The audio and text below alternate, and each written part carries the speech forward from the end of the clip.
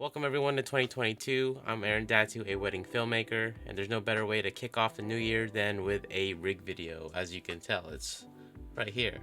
And this is for all you gearheads out there. You're gonna like this one.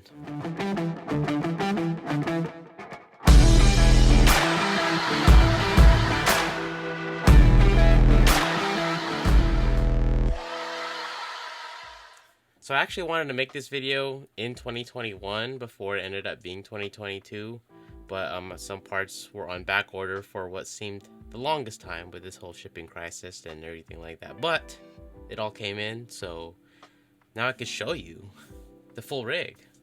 And I've just been kind of MacGyvering it with like other parts from other rigs and everything like that. But now I have all the parts I need, and it's good to go for all the needs that I need. So before I waste any more of your time, here's the rig in all of its beautiful glory, and all the parts and everything will be on the screen as well as in the description down below.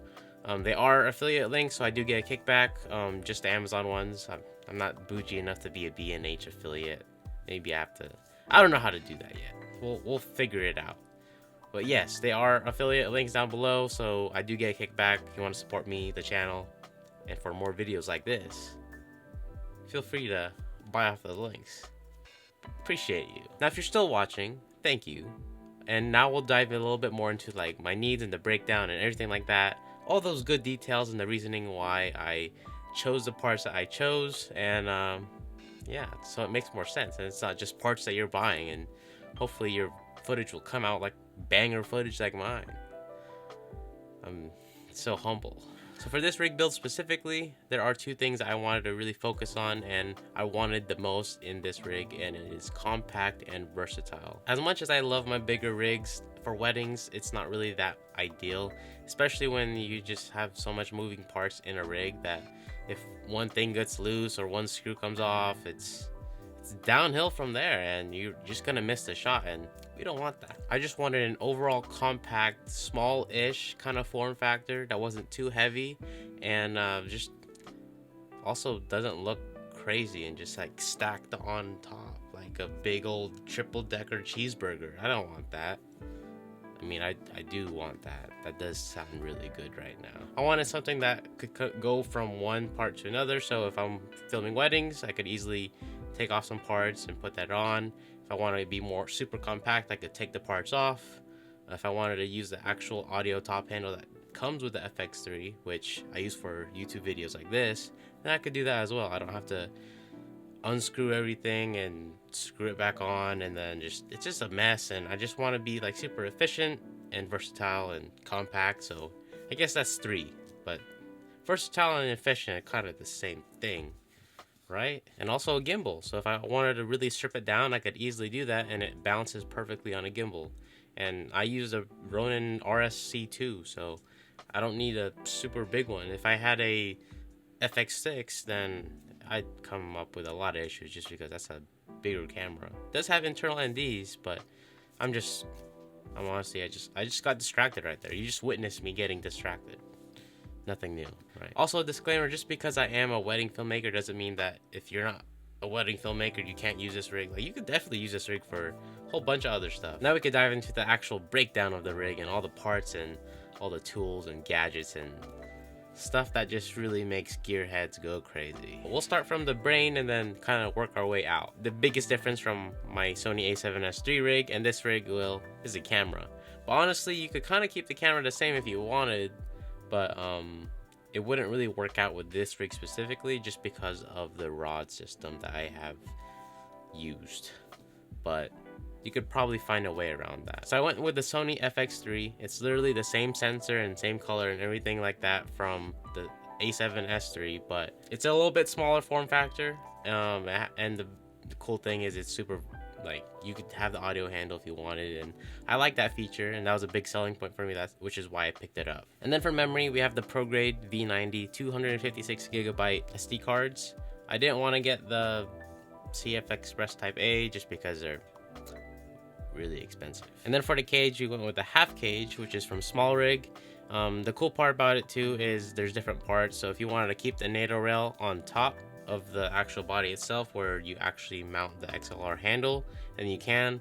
For this rig specifically, I didn't use it. But again, it comes to that whole versatile part. If you wanted to put that part on and then use a top handle, you can. If not, take it off, put the XLR handle. You can do that too. But I just love the whole, I guess, Lego-ish aspect of this rig, and like different setups that you could easily do on the go or in your studio. And then for the quick release system, it's the same one I always use. It's the Camvate quick release. It's the Manfrotto 501 series plate. Yeah, it's at the bottom. It's base plate, quick release, mint. And then for my go-to lens is obviously the Sony 50mm f1.4. I was looking at the G Master and it looks very nice, not gonna lie. But the f1.4 is doing it perfectly for me, so if it ain't broke, don't fix it, right? And then for all my lenses, I have the same setup. So it's a Tiffen 1/4 power Promist filter on it, as well as the rapid filter system for turning on and off your NDs, just because we don't have internal NDs, not yet. Maybe in the FX3 or something. One could only hope. And then on the actual filter system, I have a 6 to 9 stop variable ND from McKinnon. Now we're getting into the spine of this rig. So I call it the spine just because everything kind of branches off of it. It is a SmallRig 15mm rod. It is 4 inches. So from the spine for the 4-inch 15mm rod, the first part that goes on it, it is a part from B&H. This was the part that was on back order, so hopefully you don't come across the same issue. But it is another SmallRig part. It is a Nato rail to 15mm rod clamp, and then on that clamp itself is attached to another part. This one is a Camvate dual rod system. This one I got from my very first rig video with the Sony A7 III. But there are alternatives. As long as you have something that has like 1/4 inch mounts on the side and like 2 rod systems, then you could definitely use it. But I'm just basically recycling or Frankensteining my rig, so from other past parts, which you should do too. So if you have a bunch of other parts that are kind of similar, go that route. That way you save money and not have to buy more parts, which in the long term add up. So from that dual 15mm rod part, I do have attached a 48mm SmallRig Nato rail. It's the low profile one, not the thicker one, but you could use the thicker one if you wanted. But I had a low profile one for my old rig, so I'm just recycling it again. And then from the dual 15mm rod part, that is where I put in the 15mm rod.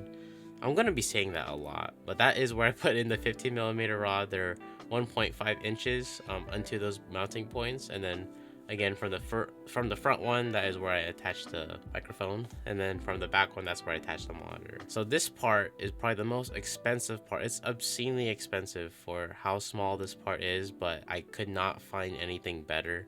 So I mean, quality over quantity, am I right? It is a wooden camera brand tilt hinge. So if you know anything about like camera parts, when you hear wooden camera, those parts be pricey, but the quality superb, so no complaints there. Fair warning, this is a B&H part.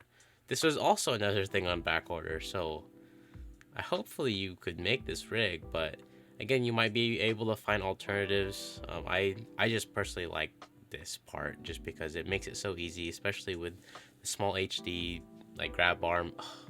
Perfect. And then obviously the grab arm is a SmallHD product, so again, I tried so many different ways of rigging out the monitor, but this is probably the best way. It's the most efficient. I mean, look at that full clearance, you know. It's like, I tried, and it's super smooth, and it works with the Cine 7 series if you do have that monitor. And then on the 15mm rod on the front, that is where I have the 15mm rod clamp to the cold shoe adapter part.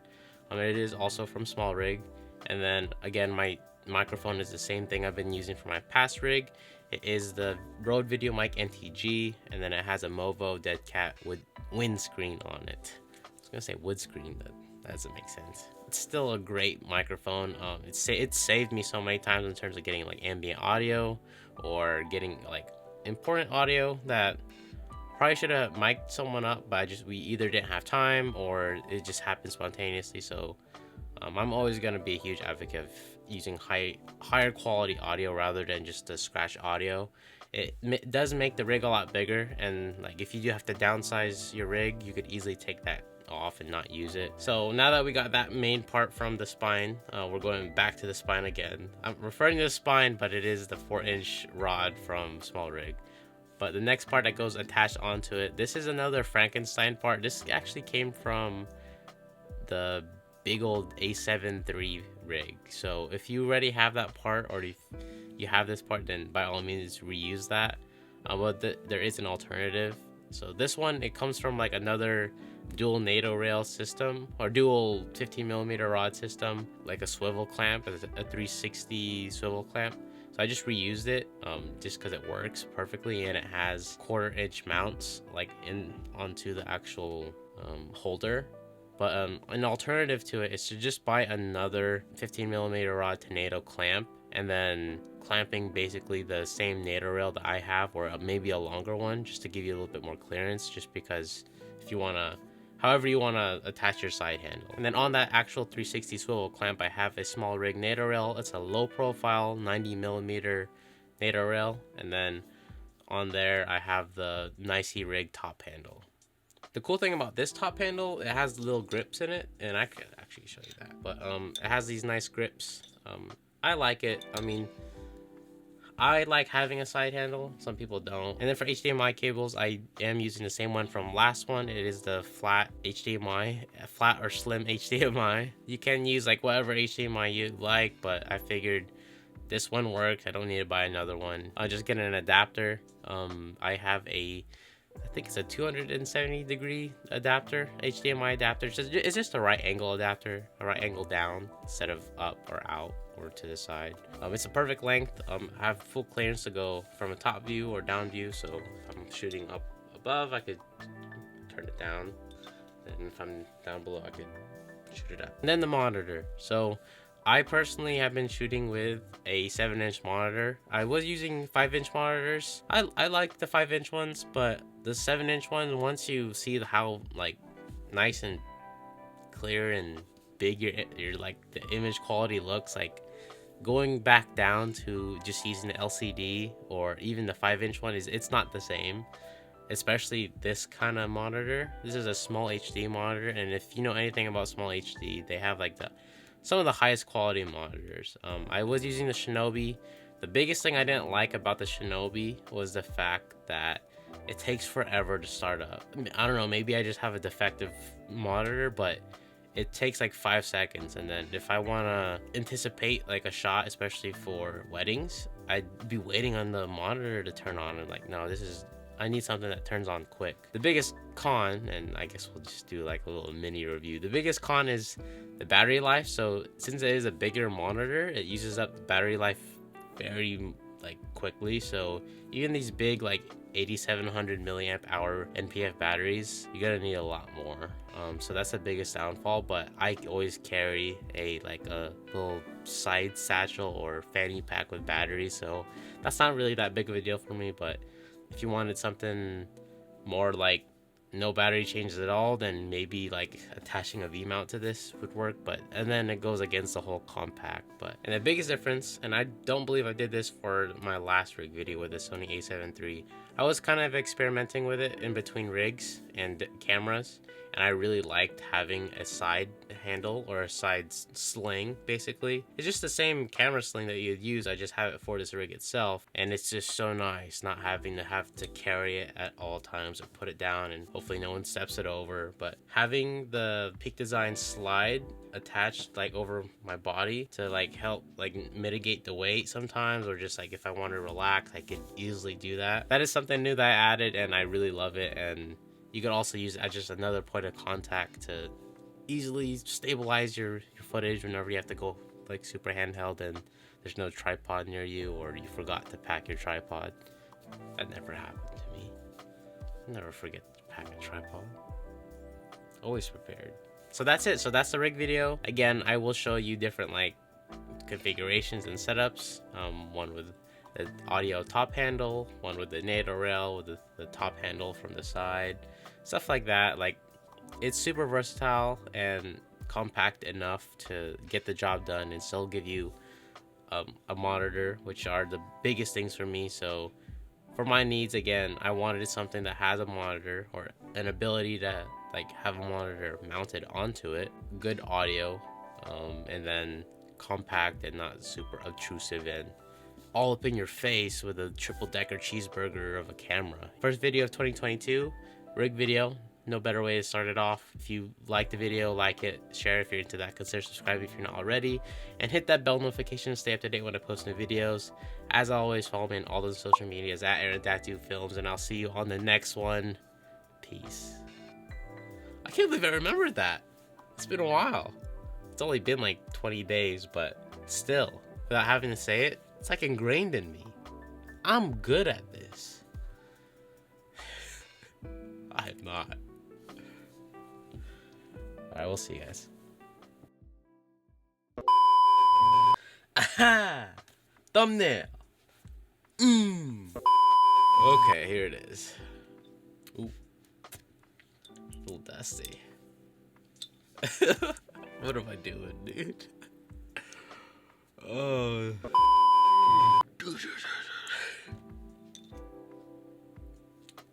I should probably just keep it here before I break it. Now we're getting into the main spine of the rig, which is cool just because it kind of acts like the spine, but not really, because your spine's in the center. This spine is on the left, but never mind. All right. Okay, this part's gonna sound really weird, but working our way from the bottom part of the rod to the outer part. This is a mature audience. So before I waste any more of your time, here's all the stuff and all the rig parts and all the rig numbers, and I farted.